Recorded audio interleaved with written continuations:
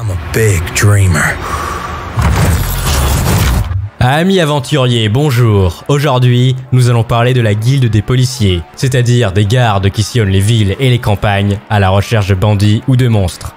Nous allons faire directement la tier list des policiers de la map France. PS, je ne vais pas parler de toutes les unités, parce que c'est pas toi qui décide. Alors, c'est parti.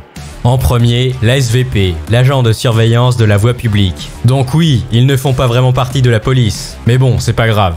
Le rôle de la SVP est de donner des PV aux voitures mal garées, et cela fait beaucoup rager les PNJ des villes, car personne n'a envie de donner des pièces d'or au haut roi Macron, qui va ensuite se payer une grève de cheveux pour sa méga calvitie. La SVP se place en F tier, car elle ne possède aucune défense, ni de capacité offensive. Même un mob comme un Vazar pourrait vaincre un SVP. Numéro 2, la police municipale est reconnaissable par ses uniformes bleu foncé. Grosso modo, c'est la version améliorée de la SVP. Son équipement varie selon sa zone d'opération. Par exemple, il peut être à poil dans un village, ou full équipement dans des zones dangereuses. Les items du policier municipal sont la gazeuse qui stun de 15 secondes une cible dans une zone de 2 mètres. Le taser qui provoque un stun de 20 secondes sur une cible à moins de 3 mètres. La matraque tonfa qui inflige 50 points de dégâts au corps à corps. Le gilet pare-balles léger qui offre 50 points d'armure et la vieille casquette qui enlève moins 25 points de charisme. La police municipale se situe en E tiers, bien que les dernières mises à jour ont ajouté l'item pistolet semi-automatique à certains policiers municipaux, leur domaine d'action reste très limité.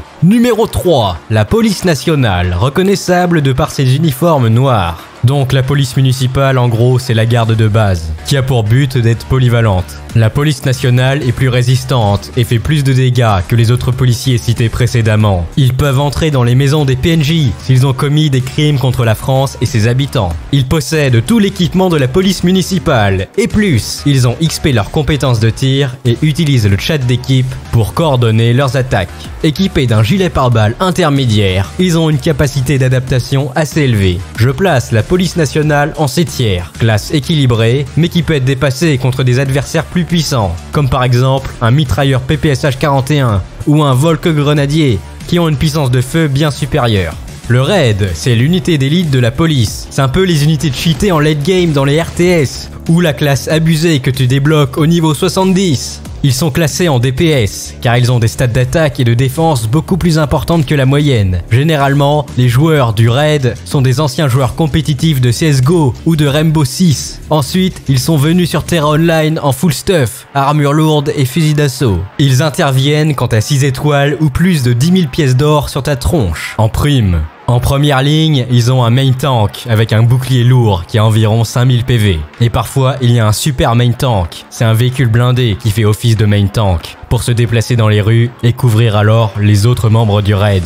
Les membres du raid ont des balles perforantes et l'atout force d'opposition. Ils ont des grenades flash qui stun et des explosifs pour détruire des portions de map inaccessibles aux autres joueurs. Des fois, tout au fond de la backlane du raid, un quickscoper peut camper avec son sniper. Le raid est A tiers. Unité très efficace, mais par contre, une unité très chère. La BAC, ou Brigade Anticriminalité, généralement en tenue civile et avec un équipement léger pour favoriser la mobilité. La BAC a un bonus de 25% de dégâts dans les cités, mais ils ont également 25% de furtivité en moins dans ces zones. Équipés de leur voiture banalisée, du bouc, des lunettes de soleil et d'une calvitie, ils arrivent généralement facilement à rattraper les truands rapides et les famosos jeunes qui font des carabistouilles. Par contre, la musique de Lorenzo est un malus qui réduit leur morale de 5%. Je pose la BAC en B tiers, utile sur les maps banlieue, mais par contre moins efficace contre la horde de gilets jaunes.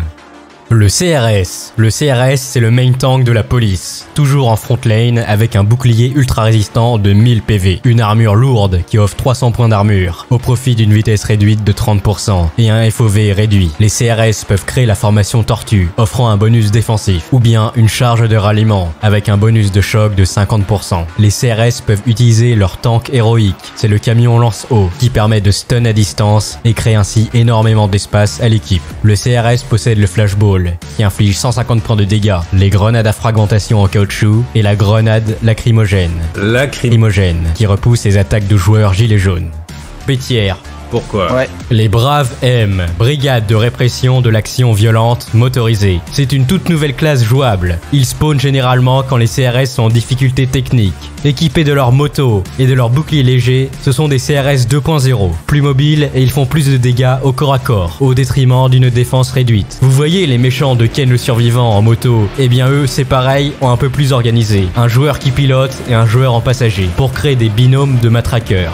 La tactique utilisée est la même que la Blitzkrieg. C'est un fer de lance qui brise les dispositifs adverses et provoque la panique afin de casser les formations. Ensuite, le reste de l'infanterie termine le boulot. Je place les Bravem en 7e. Nouvelle unité intéressante mais trop vulnérable à cause de la moto qui ne possède aucun blindage. Le plongeur, il est spécialisé dans les milieux aquatiques. C'est donc un policier de type eau. Il possède des bonus de vitesse grâce aux palmes et il peut même respirer sous l'eau. C'est de la triche. Son rôle est de looter des objets tombés ou de looter des anciens joueurs tombés au combat qui sont tombés dans les fleuves ou les lacs.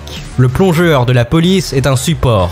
Je le place en D-tiers. Il est utile, mais très vulnérable face aux brochets, ou barracuda, ou les piranhas. On raconte la légende d'un plongeur qui se serait fait couper les bourses par un vasard, près de Vendôme. Benalla, S-tiers, le bon vieux Benalla des familles. C'est un joueur de classe héros, car il a des stats complètement OP.